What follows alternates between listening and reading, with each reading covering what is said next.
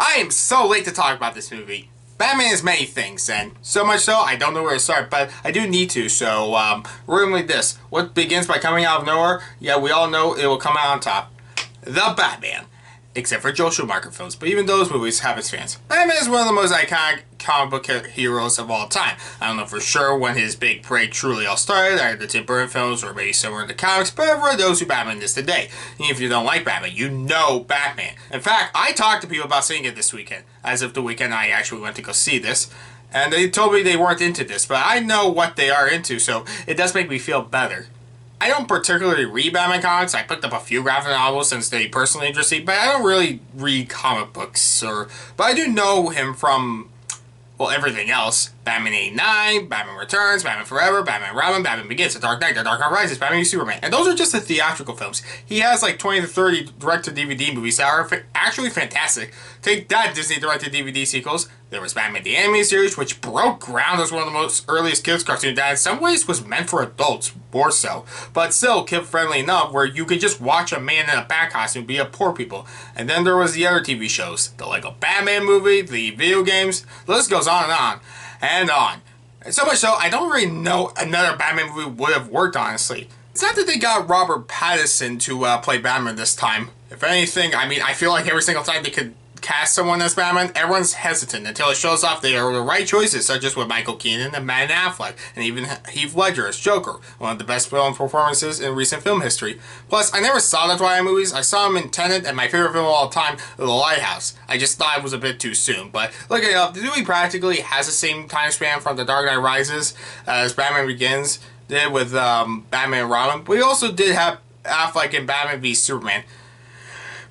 In fact, that's what this movie was going to be at first. Ben Affleck directed, written, and starred his own version of a Batman in such a more different Batman film. But that didn't happen for so many reasons. Matt Reeves took over as the director, and most well known for his gritty Planet of the Apes trilogy, he directed and wrote this movie. I mean, it's co-written by Peter Craig, but back to the point. A Batman movie where if you thought the Christopher Nolan trilogy was great, wait till you see this. I mean, for the first trailer, I almost thought this wouldn't work. Like, it was going to be way too serious, but the second trailer did make me have hope. And it did reveal both enough and too much at the same time. I'm not going into spoilers, but I actually have to talk about the plot, so I'll do my best to avoid spoilers, so if I do talk about any scenes on the trailers, I'll keep it as vague as possible. I was excited, of course. I mean, the cast, the potential. I didn't like going into this, knowing it would be almost 3 hours long, but nonetheless, I was ready to see what could be done with the Batman next. So, with that said, what is the Batman about? Taking place in Batman's second year of being the mysterious, violent, and terrifying vigilante of Gotham, a corrupt and crime-ridden city, Batman, played by Robert Pattison, is vengeance in the night, wanting to get better tomorrow in the morning. While Batman has become the fear the crooks of Gotham fear the worst is to come, Batman is about to face his biggest threat yet. In terms of this movie, that being the Riddler. Powerful figures are getting taken out of, and Batman, with the help from Lieutenant James Gordon, played by Jeffrey Wright, tries to figure out the mystery behind who could be the Riddler. Well, in other movies, I know who the Riddler is, and I will go more in depth about this later. Here, the Riddler is a masked serial killer whose endgame is unpredictable to the Batman, as he leaves clues for Batman to figure out why he's doing all of this in the first place. Maybe a bigger connection Batman doesn't even know about that could change everything for the man behind the mask, Bruce Wayne. As Batman seeks out to find out who the Riddler is and what he's truly planning, he comes across many people, more foes than friends in his path, including Selina Kyle, played by Zoë Kravitz, the Penguin, played by Colin Farrell, and many more. Batman might have to face who he needs to be when he puts on the mask. Without revealing anything, I kind of knew what they were going to do from the trailer in terms of changing Batman's backstory, which works here in a good compromise from other versions I've seen of this change in non-canon stories.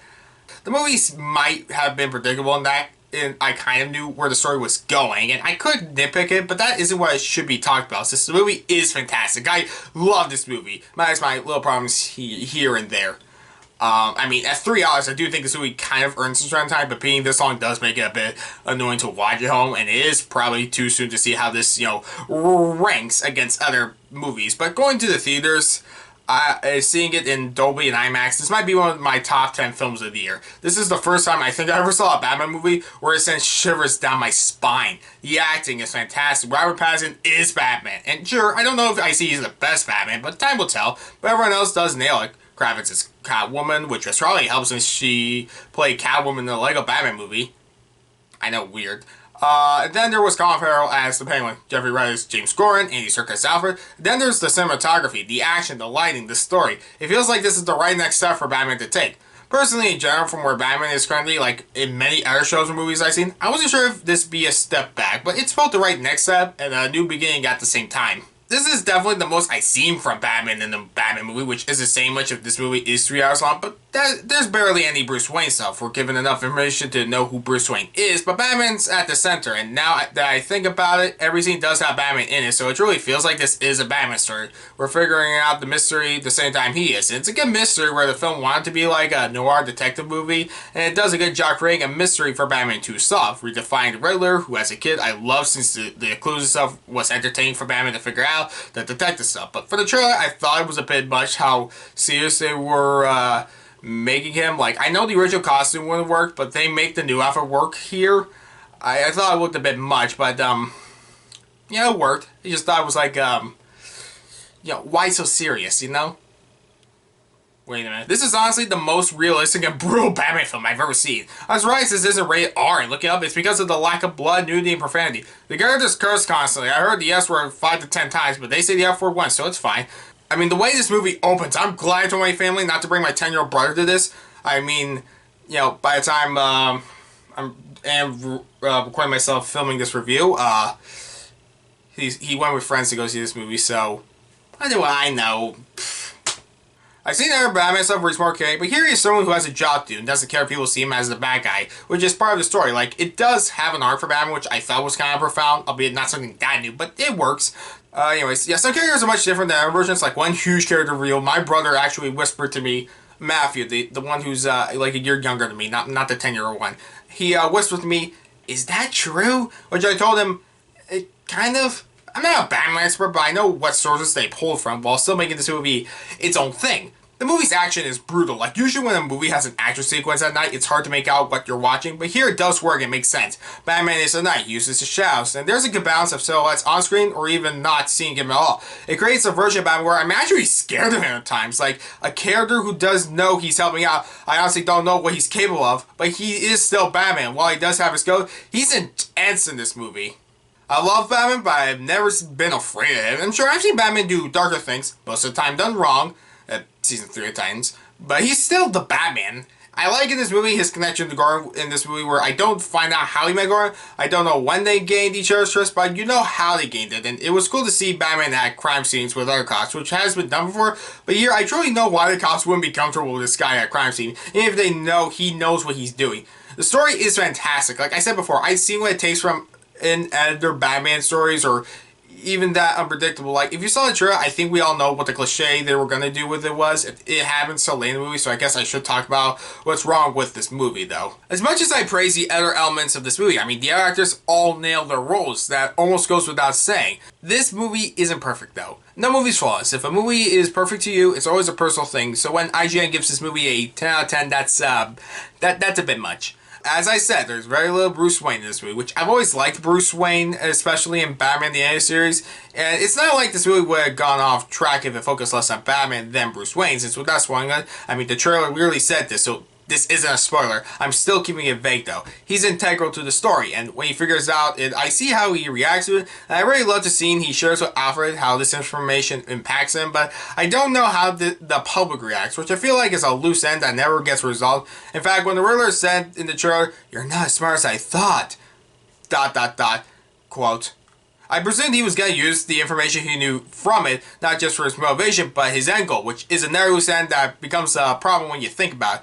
So the ending of this movie is something that, well, I personally have my idea of how it should end, which compared to the other most recent new film I saw, Fresh, where I think objectively that movie's ending and other plot points don't work, this is definitely a personal gripe. The movie is phenomenal, especially in how it does show the impact this has on Batman as a whole, both in the movie and his character in general, the way people might see it. I still need time to personally think if this is the best Batman performance movie and so forth. Like, each movie has its pros and cons, but most of them have so many pros, they don't just outweigh the cons on the scale. The cons go through the floor. I never once thought of any Batman movie as definitive. Like, there will always be new Batman stuff, even if it peaks. It keeps going, and I don't have a problem with it, as long as they give us something new, something that makes me not say Batman has become oversaturated, overrated, or hopefully that doesn't come in time soon. It is a 3-hour long movie. Watching this on the couch at home will definitely not be the same, you know, watching it on IMAX on the big screen. But it was worth seeing this in IMAX, let alone the big screen. I'm glad this movie met my expectations. I'm glad there's love in it. I hope this means something bright for Batman's future. Really this, will you see the Batman? Well, if people know how to spend 3 hours of their time wisely, vengeance won't be necessary. I say this because it's a couple weeks later since the movie came out, so it's already a box office hit.